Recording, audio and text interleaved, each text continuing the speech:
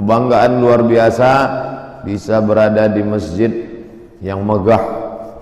Di antara kebanggaan di masjid ini tidak mengkhawatirkan andai berpindah arah kiblat. Kemanapun pindah tetap bulat. Nah, ini masjid masa depan. Sebagian masjid itu asal pindah, maka berbelok-belok lah. Jadi dulu katanya ada profesor dari ITB, Institut Teknologi Bandung, presentasi di kantor Majelis Ulama Indonesia di Istiqlal, Jakarta. Waktu itu belum punya kantor sendiri. Jadi teorinya mengatakan kerak bumi ini bergeser, sama seperti sampul kurs ini. Jadi dia bergeser, kerak bumi bergeser seperti kain alas meja liar bergeser. Maka ketika terjadi tsunami tahun 2004, jadi kerak bumi khusus di Sumatera bergeser.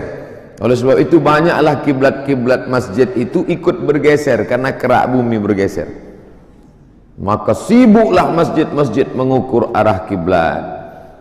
Dan ternyata tak lama sesudah itu datang satu profesor dari kampus yang sama, presentasi juga di kantor MUI, mengatakan bahwa kerak bumi tidak bergeser karena ada paku-pakunya dipasang Allah, yaitu dalam surat An-Naba, surat pertama juz 30, wal jibala autada, bukit-bukit sebagai pasak bumi, sama seperti kain di atas meja. Kenapa kain itu tidak bergeser? Karena ada paku payung di tepi meja. Apa pelajaran yang bisa kita ambil? Bahwa antara satu profesor dengan satu profesor ilmu bumi ikhtilaf juga mereka. Jadi jangan katakan apa nih ikhtilaf nih hanya dalam masalah fikih. Satu pakai kunut, satu tak berkunut, satu pakai usolli, yang satu tidak, yang satu tangan ke telinga, satu tangan ke bahu, yang satu bismillah jahar, yang satu bismillah sir, yang satu zikirnya kuat, yang satu zikirnya silent. Ternyata mereka pun ikhtilaf juga. Tapi setiap suatu pasti ada hikmahnya. Apa hikmah di balik ikhtilaf tentang kerak bumi bergeser atau tak bergeser karena tsunami? Akhirnya masjid-masjid mengukur kembali arah kiblatnya. Dan ternyata satu daerah, satu kota yang sama, jarak masjid hanya 500 meter. Apa yang kita lihat sekarang? Satu masjid merubah arah kiblat, satu masjid tidak merubah. Diukurlah kembali. LBHR, Lembaga Badan Hisab Ru'yat, yang selama ini kita tahu hanya untuk menetapkan kapan satu Ramadan. Ternyata tugasnya tidak hanya mencari anak bulan hilal satu Ramadan, tapi juga menetapkan arah kiblat menurut ilmu astronomi. Maka tetaplah dapat ditetapkan menurut arah. Ada pakai ilmu, ada pula yang pakai cahaya matahari 2 kali dalam setahun dengan cara manual.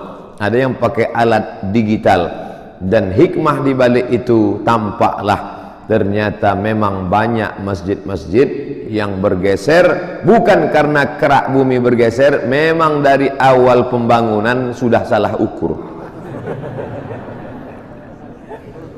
Tapi di balik itu tentu ada positif negatif, ada pula yang berkelahi gara-gara ini. Gara-garanya ada anak muda yang baru mengaji lalu datang ke masjid, dia bawa laptopnya www.arahkiblat.com, lalu mengambil spidol, inilah yang benar, sedangkan ini salah, tidak ada yang sah salat kalian semua. Tentu yang tua-tua tersinggung. Semangat anak muda berapi-api, yang muda selalu bersemangat, yang tua tersinggung. Masalah komunikasi. Jadi anak-anak muda perlu mengambil ilmu komunikasi 2 SKS. Bagaimana niat baik mesti dengan bahasa yang santun. Coba hubungi baik-baik LBHR, Lembaga Badan Hisab Ru'yah, Kementerian Agama. Pak, saya sudah ukur sendiri, nampaknya masjid kami bermasalah. Tapi saya sebagai anak muda tak mau melangkahi nenek mamak, tokoh adat, tokoh masyarakat yang didulukan selangkah, ditinggikan seranting, batangnya sampai basanda, akarnya sampai baselo, daunnya sampai banaung. Kami ingin supaya ini aman, adem, ayam, tentram. Bapaklah yang datang karena bapak punya kekuasaan ulil amri. Oke. Lalu untuk keamanannya andai terjadi yang tidak diinginkan, kita kontak Pak Kapolsek. Maka Kapolsek yang selama ini belum ke masjid pun datanglah ke masjid. Ustadz menyindir Pak Kapolsek. Enggak, Pak Polisi. Dari berapa pengajian saya di Padang, Pak Polisi terus mengawal, datang, hadir, baik yang berseragam maupun tak berseragam. Lalu kemudian bagaimana ini orang yang punya tanah wakaf, undanglah ahli warisnya. Jangan sampai ada satu elemen pun yang tidak dilibatkan. Libatkan semua. Karena ketika ada satu mata rantai yang hilang, imam sudah, ulama sudah, NU sudah, Muhammadiyah sudah, Perti sudah, nenek mama sudah, tokoh adat sudah, LBHR Kementerian Agama sudah, semua sudah. Lupa mengundang satu. Siapa itu? Yang punya tanah wakaf.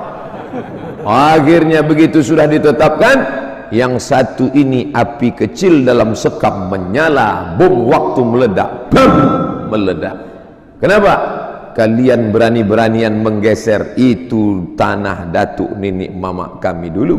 Akhirnya terjadi masalah. Maka Islam mengajarkan wa amruhum syura bainahum. Orang-orang beriman bermusyawarah menetapkan suatu perkara. Tapi yang jelas, mau bergeser tak bergeser kerak bumi, memang di masa akan datang perlu dah dibuat masjid bulat begini. Andai berpindah ke timur pun kiblat tak jadi masalah. Tinggal memutar sajadah saja. Apalagi sajadah bisa dicabut, diputar. Masya Allah. Hanya saja saya kalau bisa solat di masjid ini jangan menghadap ke atas. Rancak mana masa dia. Itulah mengapa solat itu menghadap 3 arah kiblat. Fawalli wajhaka syatral masjidil haram. Hadapkanlah wajahmu ke arah Masjidil Haram. Yang dimaksud wajah di situ adalah dada, karena kita menghadap. Sedangkan wajah ini menghadap ke tempat sujud biar supaya sujud. Karena kalau menghadap ke Masjidil Haram tentu nampak segini. Iyo ameh wana dia. Dada menghadap ke Masjidil Haram, wajah kiblat dada ke arah Masjidil Haram, kiblat wajah mata ke arah tempat sujud, kiblat hati kepada Allah subhanahu wa ta'ala.